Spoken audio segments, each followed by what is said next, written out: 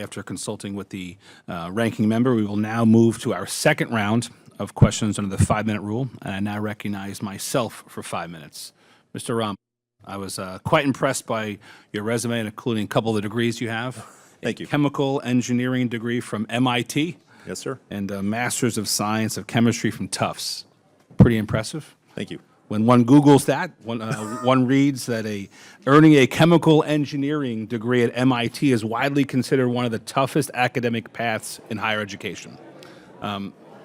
Yet, even with that strong academic background, you said in a previous round of questioning, you had to hire a lawyer in order to go through these massive government applications. You have to consult with 2,000 pages in the FAR.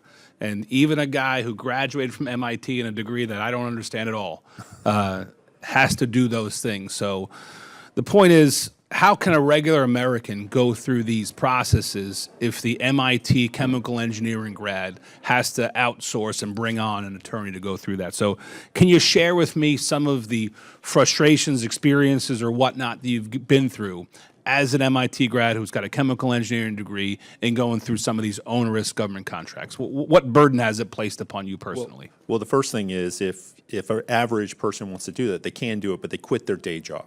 This has to be the only thing that they do.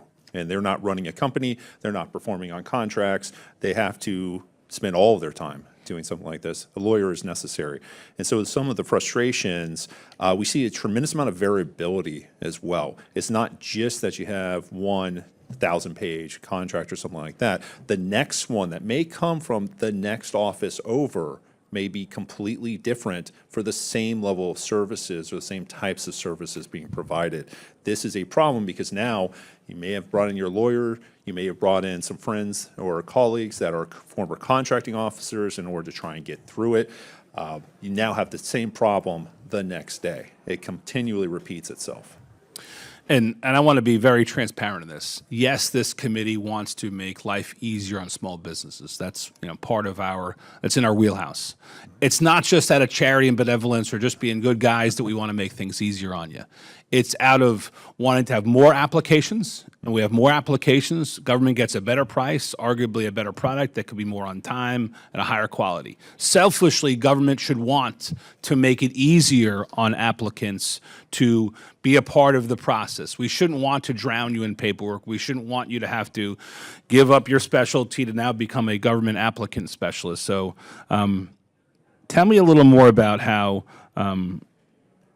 you've had to outsource that, and it affects your ability to focus on what is most important for your business. Well, one of the first things you have to remember is if we have less that we have to do in a procurement, that means we can respond to more, which means we can actually take shots on goal at innovating.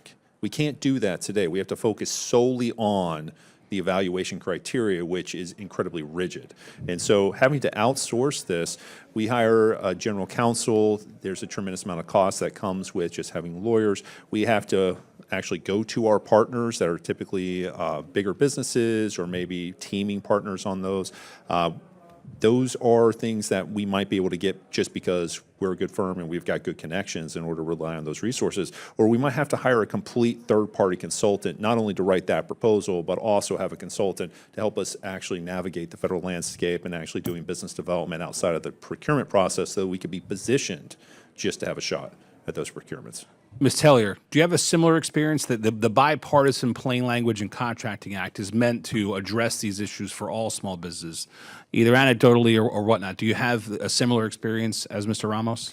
I think we all do, candidly. I think we all have an understanding that when we're comparing a commercial opportunity that's 4 pages with a 158-page solicitation, there's the risk-reward ratio comes into play there. If we can simplify, that certainly helps. I would offer that it might not be the most important barrier to entry for small companies, but it is certainly one. Thank you. I'm going to yield the rest